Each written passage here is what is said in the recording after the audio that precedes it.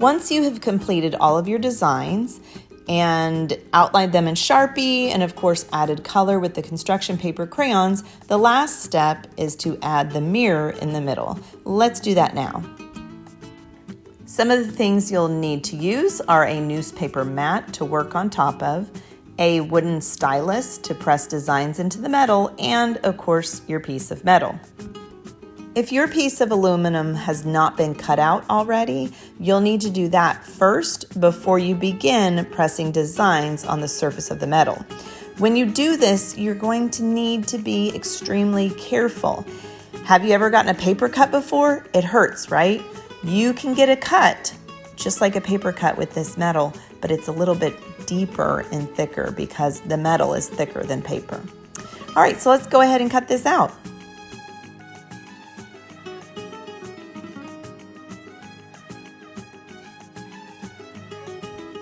The aluminum you're using is the same stuff a soda can is made out of, so it is recyclable. Gently set your aluminum scraps to the side and I will be picking them up so that I can take them to recycling. If you can see the line that the Sharpie made, you'll want to flip your metal over and work on the opposite side. The art of pressing designs into metal is called embossing. And if you want to emboss metal, you need to have a soft surface underneath your metal. That way, when you're pressing down, there's some give. If you were to work on the table, it's just too hard and the designs will not get pressed into the metal. So work right on top of the newspaper so that you can push down with the stylus and emboss your metal. Before I begin embossing my metal, I want to grab the base of my mirror to see the different lines and designs that I've already created that I might want to repeat in my metal embossing. I see like this wavy line, I have lots of flowers and leaves elements, so I want to keep those in mind when I start creating my designs on my mirror. Let's look at some more examples. This artist used a lot of spirals, so maybe they'll add that element to their mirror. This artist has this strong zigzag line that could work, or maybe this bumpy line could be repeated. It's up to you on what designs you want to emboss in your metal, but it's always a good idea to just reflect on the background to see how you can make the mirror connect with your background. I feel like I've got some good ideas that I can work with on my metal, so now it's time to start embossing. You're going to be using that stylus like you would a pencil. But remember, there is no erasing this. Once you press deep into the metal, you cannot get it back. So if you make a mistake, just work with it. Just move yourself along.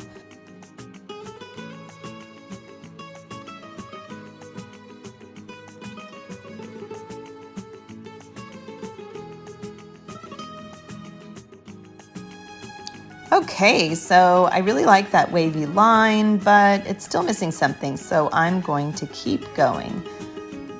I don't have dots in the background of my mirror, but I feel like this is something that's going to make the edge of the mirror just kind of stand out and look really good.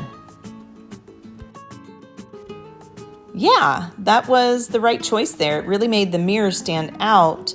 But it's still connected to the background with that wavy line. All right, I think I'm gonna add some leaves and flowers so I can repeat those floral elements that I have in my background. I wanna make sure I leave some of the flat metal on the inside so it can appear like it is a mirror. While I can't see my reflection in this metal, I'm kind of mimicking what a mirror would look like. So while I'm adding elements on the outside, I still want to leave like a flat space in the middle. Let's speed this video up so we can see the end result.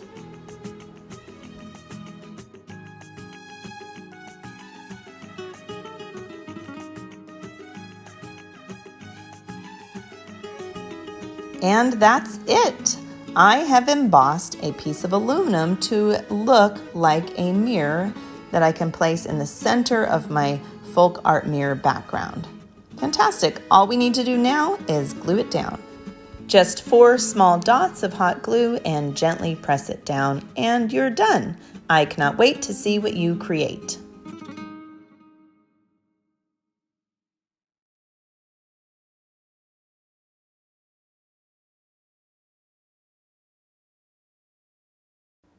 I cannot wait to see your Mexican folk art mirrors.